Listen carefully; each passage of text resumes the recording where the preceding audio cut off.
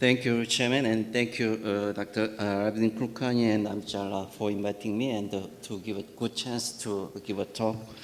And this, good morning, ladies and gentlemen. I'm Hyun Sang-kim from South Korea. This time, my topic is that full endoscopic cervical surgery for posterior approach.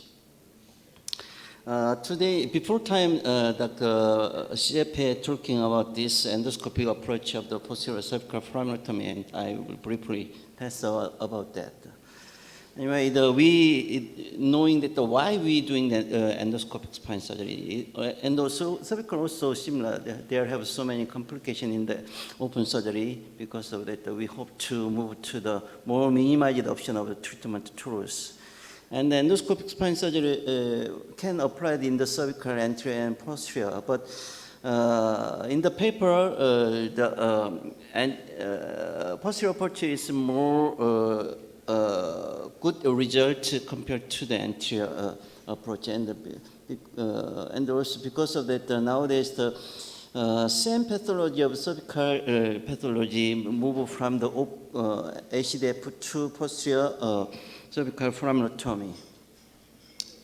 Historically, endoscopic posterior approach firstly introduced, anterior approach firstly introduced by Dr. Sang-ho Lee, and also posterior approach firstly introduced Dr. Professor Red Tan. He's my teacher. And also, after introducing the V-point approach, the posterior cervical framatomy performed more widely. And also, nowadays we do not use some Mayfield head clamp or some another cervical traction, just using this three cervical traction technique. This technique published by me. And in Korea, now we use these techniques. And this result showing that Yuki talking that some compared to the anterior cervical endoscopic approach, posterior approach is a more good clinical result. And also, Dr. Shepe talking that some posterior cervical framatomy, and with the long-term follow-up result, you can see I published this paper in the European Spine Journal, take a good to excellent result in the cervical posterior pathology.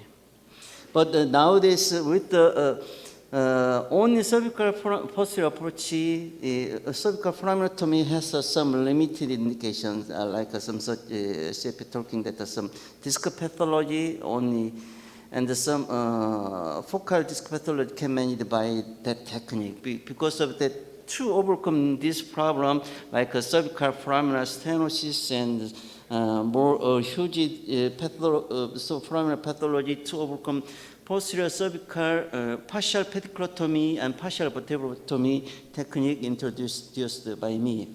You can see the conventional posterior cervical framatomy technique, but this is a limited indication. But with the more after partial vertebrotomy and partial pediculotomy done, we can more wide operation field and more safely operate to the more ventral part, like this. This technique published by me by World University 2020, and this is conventional framatomy approach point. But if we doing the some partial vertebrotomy and partial pediculotomy like this, we can take a more wide, safe and wide working channel space, and then approach more ventral side like this more safely. Because of that, we can imagine some more serious foraminal stenosis cases also. Also, because of that, we can manage some oncovertebral joint can possible in spite of some foraminal stenosis cases. It means that we can take a more wide indication of the cervical pathology using the posterior endoscopic cervical approach. In my clinical result, I think that more than 90% of cervical pathology managed by the endoscopically. And this is operation field and V-point docking, and after then, and searching the disc pathology like this, some axilla and some shoulder.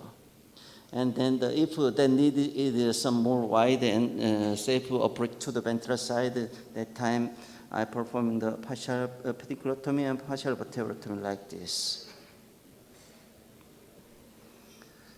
And then in my paper, I'm also report to the clinical result.